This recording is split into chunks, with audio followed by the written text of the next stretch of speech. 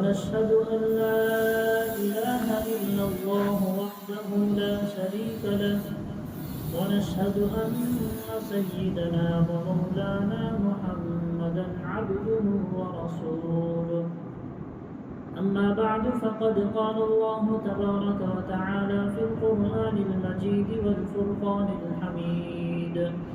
فأعوذ بالله من الشيطان الرجيم إن الدين عند الله الإسلام وقال في مقام آخر ومن يبتغ غير الإسلام دينا فلن يقبل منه. میرے محترم بزرگ اور دوستو، انسان اپنی زندگی میں جب صحیح معنوں میں دین پر عمل کرتا ہے تو وہ انسان کامیاب ہوتا ہے، اللہ کے یہاں وہ انسان محبوب ہوتا ہے، اور جب وہ اللہ کے یہاں محبوب ہوتا ہے تو اللہ اس کی محبت لوگوں کے دلوں میں ڈال دیتے ہیں. اور جو انسان دین سے بیزارگی اختیار کرتا ہے اور دین سے دور رہ کر زندگی گزارتا ہے، ویسے زندگی تو سب کی ہے، جو دین کے مطابق زندگی گزار رہا ہے اس کی بھی گزر رہی ہے، جو اپنی مرضی سے دین سے ہٹ کر کے من چاہی جو زندگی گزار رہا ہے زندگی اس کی بھی گزرتی ہے، کسی کی زندگی رکتی نہیں ہے. لیکن جو بندہ دین سے ہٹ کر زندگی گزارتا ہے، جسے دین سے کچھ تعلق نہیں ہوتا، دین سے اس کا کوئی واسطہ نہیں ہوتا، وہ اپنے آپ کو مسلمان تو کہلاتا ہے لیکن مسلمانوں والے کام کرنے کو اس کا جی نہیں چاہتا، اور جیسے من میں آتا ہے ویسے رہنے لگتا ہے، تو یہ بندہ اللہ کے یہاں پر مبغوض ہوتا ہے. مبغوض کے معنی ناپسندیدہ ہوتا ہے، تو جس کی وجہ سے اللہ اس کی زندگی میں پریشانیاں ڈال دیتے ہیں، حالات اس کے زندگی میں ڈال دیتے ہیں، اور اس کے ساتھ ساتھ جیسے اللہ کے یہاں پر یہ بندہ ناپسندیدہ ہوا تو اللہ کے جو بندے ہیں، نیک بندے ہیں، ان کے دلوں میں بھی اللہ اس کی نفرت ڈال دیتے ہیں، اور لوگوں کے دلوں میں بھی اس کی نفرت آ جاتی ہے، جس کا نتیجہ یہ ہوتا ہے کہ نیک لوگوں کی دعاؤں میں اس کا حصہ شامل نہیں ہوتا. نیک لوگ جو دعائیں کرتے ہیں پوری امت کے لیے، تو نیک لوگوں میں اس کا حصہ شامل نہیں ہوتا. اور خصوصاً جو اللہ کے نبی علیہ السلام نے دعا فرمائی ہے، السلام علیک ایھا النبی ورحمۃ اللہ وبرکاتہ، اس کے بعد اللہ کے نبی نے جو دعا کی تھی، السلام علینا وعلی عباد اللہ الصالحین. جس وقت اللہ کے نبی معراج پر گئے تھے اور اللہ کی اور اس کے رسول جلال حبیب جناب محمد رسول اللہ صلی اللہ علیہ وسلم کی ہم کلامی ہوئی، تو اس وقت میں اللہ کے نبی نے جو دعائیں مانگی تھی اور اللہ تعالیٰ سے جو ہم کلام ہوئے تھے، تو اس وقت اللہ تعالیٰ نے اپنے لاڈلے حبیب پر سلام بھیجا تھا، السلام علیک ایھا النبی ورحمۃ اللہ وبرکاتہ. یہ سلام ہے جو اللہ تعالیٰ نے اپنے لاڈلے حبیب پر بھیجا تھا. تو اس وقت لاڈلے حبیب صلی اللہ علیہ وسلم خود سلام اپنے اوپر نہیں لیے، یعنی صرف اپنے ہی لیے اس کو سلامتی کو محدود نہیں رکھا، بلکہ اپنے ساتھ ساتھ اللہ کے نبی نے آگے فوراً جملہ کہا، السلام علینا، کہ سلامتی ہو ہم پر، یعنی جتنے بھی میں بھی مجھ پر بھی اور میرے ساتھ جتنے بھی انبیاء ہیں ان تمام پر بھی سلامتی ہو. اور ساتھ ساتھ ایک جملہ اللہ کے نبی نے فرمایا، وعلی عباد اللہ الصالحین، اور نیک بندے جو ہیں ان پر بھی، اور اللہ کے جو نیک بندے ہیں ان پر بھی اللہ کی سلامتی ہو. ان پر بھی کیا ہو؟ اللہ کی سلامتی ہو، اللہ انہیں عافیت میں رکھے، انہیں سلامتی میں رکھے. تو یہ انسان کے زندگی کا یہ ہے کہ اگر آدمی صحیح رخ پر ہو، صحیح دین پر ہو، تو اللہ اس سے محبت کرتے ہیں اور بندوں کی دلوں میں بھی اس کی محبت ڈال دیتے ہیں۔ اللہ تعالیٰ فرماتے ہیں ان الذین آمنوا وعملوا الصالحات سیجعل لهم الرحمن ودا، کہ بے شک جو لوگ ایمان لائے، جن لوگوں نے اسلام قبول کیا، ایمان کو اپنایا اور اعمال صالحہ انہوں نے کیے، نیک کام اپنی زندگی میں کرتے رہے، تو اللہ تبارک و تعالیٰ ان کی محبت سیجعل لهم الرحمن، تو رحمان جو خالق ہے، مالک ہے، اللہ ہے، اس کی محبت لوگوں کے دلوں میں ڈال دیتے ہیں۔ اور جو بندہ دین سے دوری اختیار کرتا ہے تو دوری اختیار کرنے کے نتیجے میں اللہ اس کو اس کی دنیا کے حوالے کر دیتے ہیں اور وہ مارا مارا پھرتا رہتا ہے، پریشان پھرتا رہتا ہے۔ مصیبت سب پر آتی ہے، نیک لوگوں پر بھی مصیبت آتی ہے، جو برے ہیں اللہ سے دور ہیں ان پر بھی مصیبت آتی ہے، لیکن جب نیک لوگوں پر حالات آتے ہیں، ان پر جب آزمائشیں آتی ہیں تو اللہ کی مددیں بھی ان کے ساتھ ہوتی ہیں، اللہ کی مدد بھی ان کے ساتھ ہوتی ہے، جس کے نتیجے میں اس مصیبت سے، اس پریشانی سے اللہ اس کو ایسے ہی باہر نکالتے ہیں جیسے مسکے میں سے آسانی سے بال کو نکالا گیا۔ اطمینان کے ساتھ، عافیت کے ساتھ اللہ تبارک و تعالیٰ اس مصیبت سے اسے دور کرتے ہیں۔ لیکن وہی دوسری طرف دیکھیں، جو بددین ہو، جس کا دین سے کوئی تعلق نہیں، جو اپنے آپ کو مسلمان تو کہہ رہا ہے لیکن کام ایمان والے نہیں ہیں، تو اس کے ساتھ میں جب حالات آتے ہیں تو اللہ کی مددوں کے وعدے اس کے ساتھ میں نہیں ہیں، اللہ کی مدد کے وعدے اس کے ساتھ نہیں ہیں۔ اس لیے نہیں ہے کیونکہ اس کا تعلق اللہ سے نہیں ہے، اس کا تعلق دین سے نہیں ہے، دین سے دوری ہے۔ تو کچھ وجوہات ہیں، کچھ سبب ایسے ہیں، کچھ ذرائع ایسے ہیں کہ انسان جب ان پر چلتا ہے، جب ان پر عمل کرتا ہے اور ان اسباب کو اپنی زندگی میں اختیار کرتا ہے، ان اسباب پر چلنے لگتا ہے، تو انسان دین سے دور ہو جاتا ہے، دین سے لا تعلق ہو جاتا ہے، اس کا کوئی پھر دین کے ساتھ میں واسطہ باقی نہیں رہتا۔ تو کیا اسباب ہیں؟ علماء نے تقریباً 100 کے قریب اسباب بیان کیے ہیں، 100 کے قریب اسباب کو بیان کیے ہیں۔ اس میں سے کچھ انشاءاللہ کچھ اسباب کی وضاحت میں آپ کے سامنے کروں گا۔ اس میں سب سے پہلا سبب یہ ہے کہ علماء سے، اللہ والوں سے اور نیک جو اللہ کے بندے ہیں، جو دین کی خدمت کرنے والے ہیں، دین کا کام کرنے والے ہیں، اور اسی طرح جو علماء ہیں اور اللہ والے ہیں، نیک لوگ ہیں، ان سے نفرت کرنا، ان سے نفرت کرنا، ان پر تنقید کرتے رہنا اور ان کے پیچھے پڑے رہنا اور ان کے ساتھ میں صحیح معاملہ نہ کرنا۔ یہ وجہ ایسی ہے کہ جس کی وجہ سے انسان دین سے دور ہو جاتا ہے، لا تعلق ہو جاتا ہے۔ اللہ کے نبی علیہ السلام نے فرمایا من سلک طریقا یطلب فیہ علما سہل اللہ لہ طریقا من طرق الجنہ، کہ جو انسان علم کو حاصل کرنے کے لیے نکلتا ہے، علم کو حاصل کرنے کے لیے نکلتا ہے تو اللہ تبارک و تعالی جنت کے راستوں کو اس کے لیے آسان کر دیتے ہیں۔ وَإِنَّ الْعَالِمَ يَسْتَغْفِرُ لَهُ مَنْ فِي السَّمَاوَاتِ وَالْأَرْضِ حَتَّى الْحِيتَانِ فِي جَوْفِ الْمَاءِ۔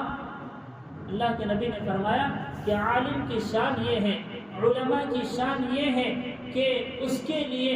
آسمان و زمین میں جتنی مخلوقات ہیں، جتنی چیزیں اللہ تبارک و تعالیٰ نے آسمان و زمین کے درمیان میں پیدا کی ہیں، وہ اس عالم کے لیے استغفار کرتی ہیں،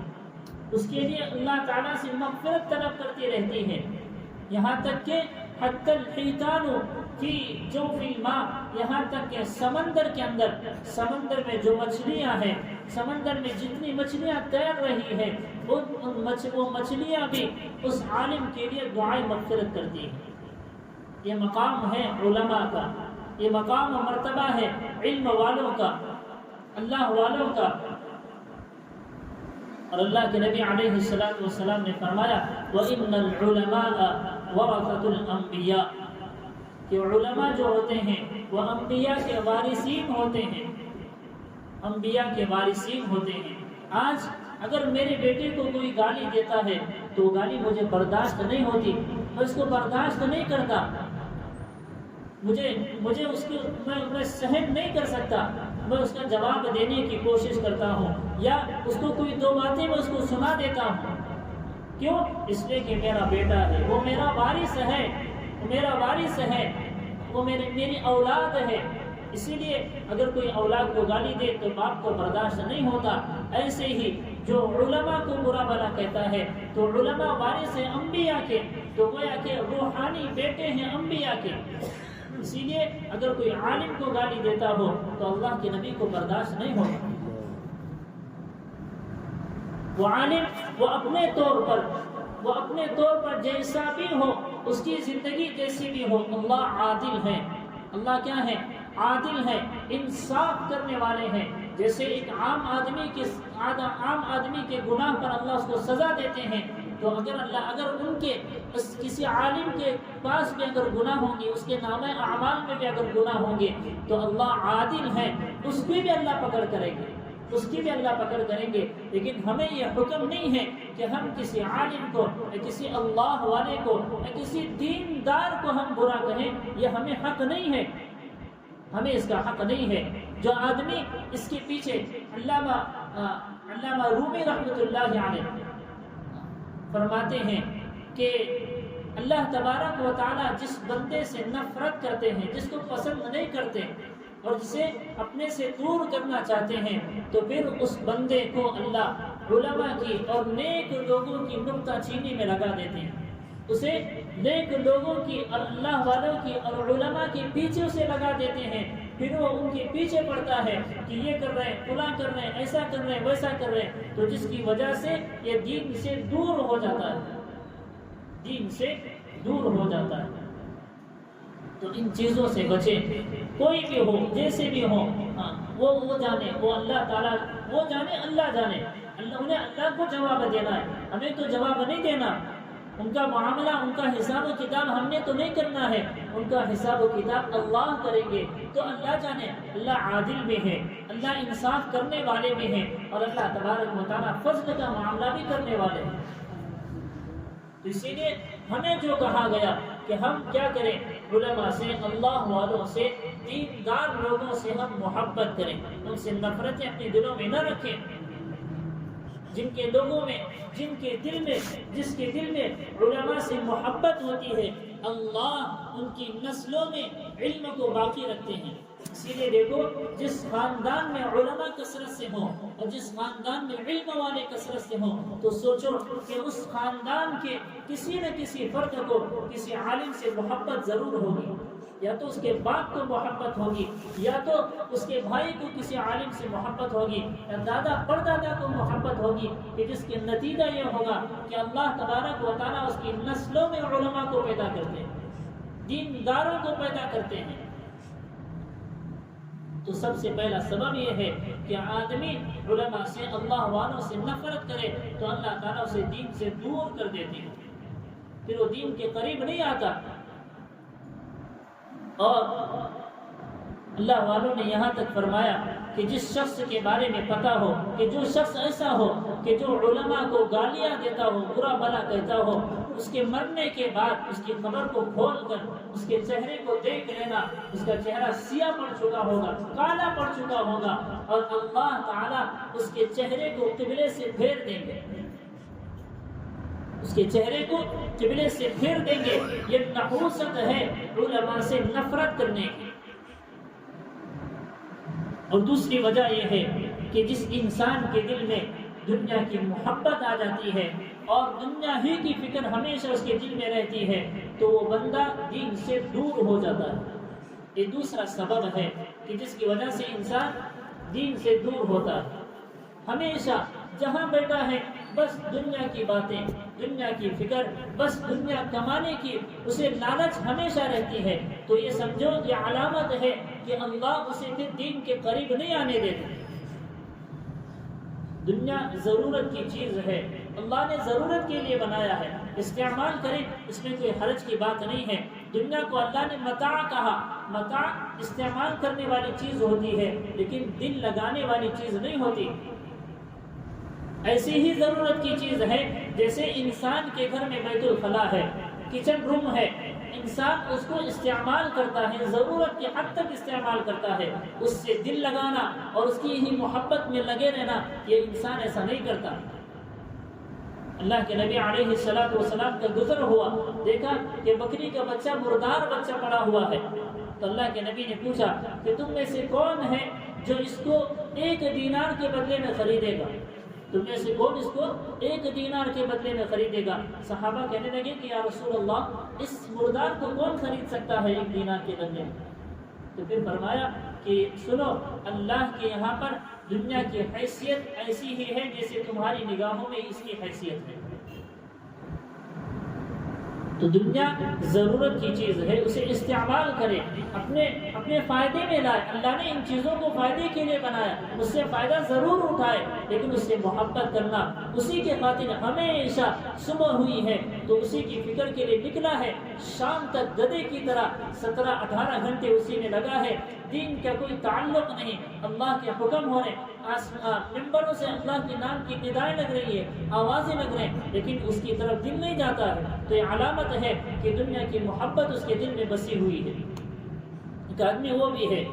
جو اپنی تجارت پر جا رہا ہے, دکان پر جا رہا ہے, دکان و مکان کے اندر, دکان میں ہے, مکان میں ہے, جہاں کہیں پر بھی ہے, لیکن فوراً اذان ہوئی کہ اس کو چھوڑ کر اللہ کی طرف آتا ہے. ندا لگی ہے, اللہ نے بلایا ہے تو فوراً مسجد کی طرف آتا ہے. تو یہ پتہ چلتا ہے اس کے دل میں دنیا کی محبت نہیں ہے, اس کے دل میں دنیا کی محبت نہیں ہے. تو جس کے پاس یہ علامت ہے کہ وہ ہمیشہ دنیا کی فکر میں لگا ہے تو سمجھو کہ یہ انسان دین سے دور ہے, دین سے دور ہو کر کے زندگی گزار رہا ہے. اور تیسری علامت اور تیسری وجہ یہ ہے کہ انسان اپنے کمائی میں, اپنے روزگار میں انسان حلال اور حرام کی تمیز نہ کرنے لگے تو سمجھو کہ اس کا نتیجہ یہ ہے کہ یہ انسان کا دین سے کوئی تعلق نہیں ہے, اس کا کوئی واسطہ دین سے نہیں ہے. کیوں؟ اس لیے کہ اسے کچھ فکر نہیں ہے میں کیا کما رہا ہوں, میں اپنے اولاد کو کیا کھلا رہا. میرے بزرگوں, اولاد کا نافرمان ہونا, اولاد کا والدین کی نافرمانی کرنا اور ان کی باتوں کو نہ ماننا اور ان کو جھڑکتے رہنا, سمجھ جانا کہ اس کے باپ نے اپنے اولاد کے پیٹ میں حرام کا لقمہ داخل کیا. جب باپ حرام کا لقمہ کما کر کے لاتا ہے اور اپنے اولاد کو کھلاتا ہے, پھر اس امید کو چھوڑ دو کہ میری اولاد میری فرما بردار بنے گی, میری اولاد میری باتوں کو مانے گی, میری اولاد میری کہی ہوئی باتوں کو سنے گی. اس امید کو چھوڑ دو. کیوں؟ حرام کھائے, حرام کا لقمہ اپنے اولاد کے پیٹ میں ڈالے اور وہ اولاد آپ کی فرما بردار بنے, یہ ہرگز ہو نہیں سکتا. یہ اللہ سے دکھا دیتے ہیں کہ دیکھ تو نے تمیز نہیں کی تھی, تیرے حرام کمائی کا نتیجہ یہ ہے کہ دنیا میں رہتے ہوئے تو اپنے اولاد سے روتا پھرتا ہے, اپنے اولاد کے معنی میں روتا پھر رہا ہے. اس کا نتیجہ ہے کہ تو نے تمیز نہیں کی تھی. تو جو انسان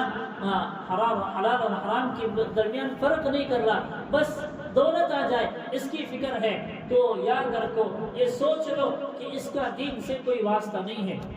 یہ انسان دین سے دور ہو رہا ہے اور اللہ تعالیٰ اس کو دین سے دور کر دیتے ہیں. ایسے ہی چوتھی وجہ یہ ہے کہ انسان کا اپنے زندگی میں غفلت کا ہونا, اس کی زندگی میں غفلت کا ہونا. غفلت کا کیا مطلب ہے کہ اذان ہوئی اور نماز بھی ختم ہو گئی لیکن پھر بھی اپنے کام میں لگا ہوا ہے, اسے دین کا نقصان ہو رہا ہے, دن بدن وہ دین سے دور ہوتا جا رہا ہے. اس کی اولاد بھی نماز نہیں پڑھتی, اس کے گھر والی بھی نماز نہیں پڑھتی, اس کے گھر میں دین کا ماحول نہیں ہے. دین کا ماحول نہیں ہے وہاں پر, دین کی کوئی بات اس کے گھر میں ہوتی ہی نہیں ہے, دین سے کوئی تعلق نہیں ہے, کوئی واسطہ نہیں ہے. بس ہمیشہ دنیا کی باتیں گھر میں, ہمیشہ دنیا کی فکریں ہیں اور دین سے غفلت ہے. تو سمجھ جاؤ کہ یہ انسان دین سے بہت دور ہے, یہ انسان دین سے بہت دور ہے. نمازیں چھوٹ رہی ہیں, ایک دن اگر کام پر نہیں گیا تو جو نقصان ہوتا ہے، اور ایک دن اگر دکان نہیں کھلی تو دن بھر کا جو نقصان ہوتا ہے اس کے لیے افسوس جتا رہا ہے، لیکن دن بھر پورا دن گزرتا ہے، آوازیں آتی ہیں، اذانیں ہوتی ہیں، لیکن مسجد کو نہیں جاتا، تو اس کا نقصان کبھی اس کے دل میں نہیں آتا، اس کا احساس اس کے دل میں نہیں آ رہا ہے، تو سمجھو یہ غفلت کا نتیجہ ہے،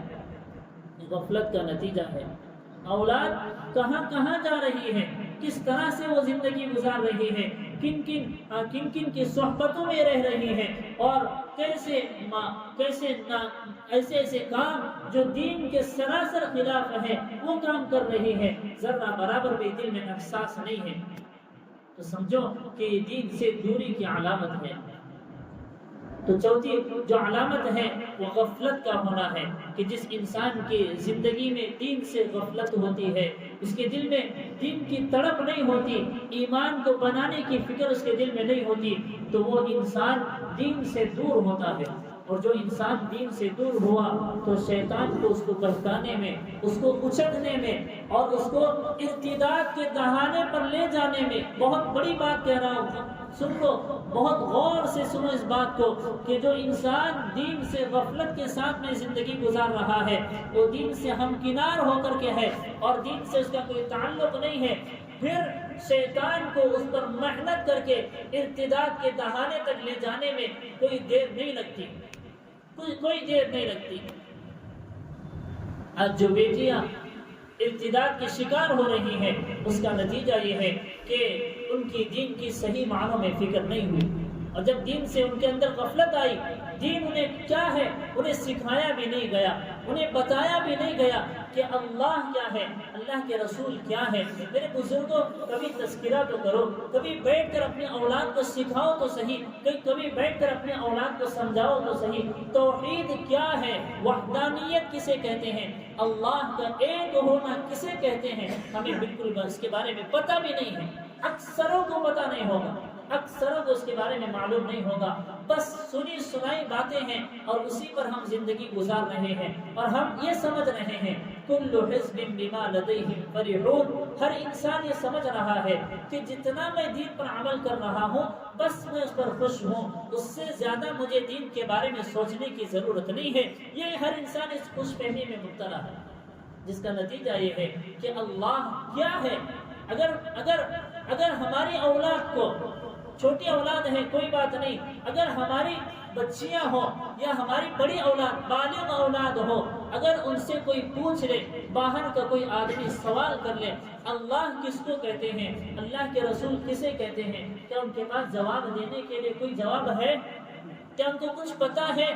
کہ اللہ کسے کہتے ہیں اور اللہ کے رسول کسے کہتے ہیں، آخرت کس کو کہا جاتا ہے، دین کیا نام ہے، کس چیز کا نام ہے، اس کا بھی پتہ نہیں ہے۔ یہ کتنی بڑی غفلت ہے، کتنی بڑی غفلت ہے، جس کا نتیجہ یہ ہوا کہ جب ہم غفلتوں میں ہم خود ڈوبے ہوئے ہیں تو ہماری اولاد بھی دین پر آنے کو تیار نہیں ہے،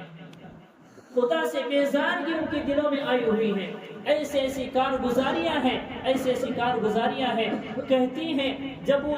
وہ جانے لگتی ہے اسلام کو چھوڑ کر کفر کے دروازے میں وہ داخل ہونے لگتی ہے تو یہ کہہ کر کے جاتی ہے مجھے دین سے نفرت ہو چکی ہے، مجھے اسلام سے نفرت ہو چکی ہے۔ یہ کب ہوا؟ جب اسے پتہ بھی نہیں چلا کہ اسلام کیا ہے۔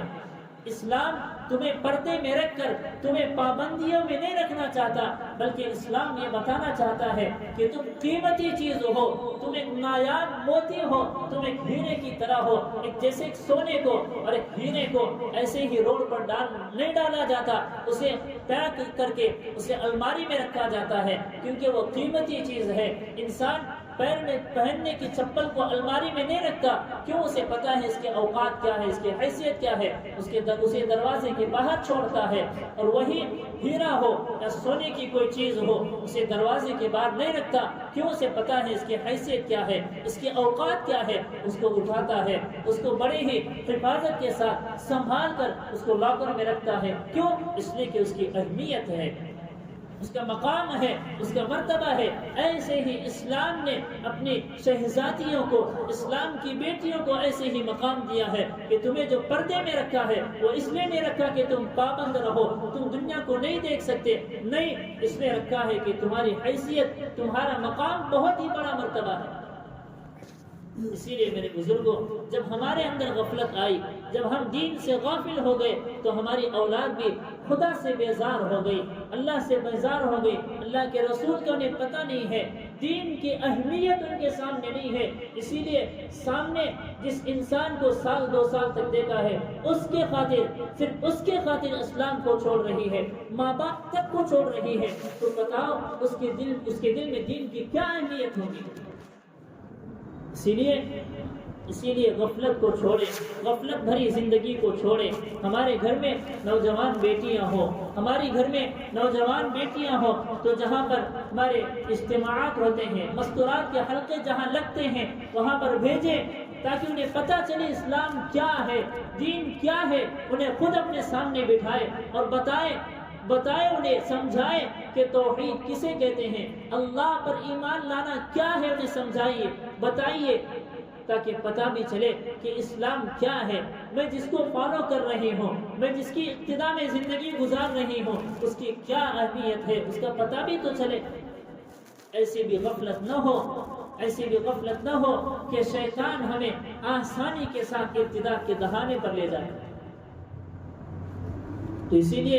غفلتوں سے باز آئیں۔ اور بھی بہت سارے اسباب ہیں جن کو بیان کرنا تھا، بتانا تھا، لیکن وقت اتنا کافی نہیں ہے، تو لہذا جو کچھ بھی بتایا گیا، جو کچھ بھی ہمیں سکھایا گیا، سمجھایا گیا، اللہ تعالیٰ سے دعا کریں کہ اللہ تعالیٰ اس کے مطابق صحیح معنوں میں عمل کرنے کی توفیق عطا فرمائے۔ وآخر دعوانا ان الحمد للہ رب العالمین۔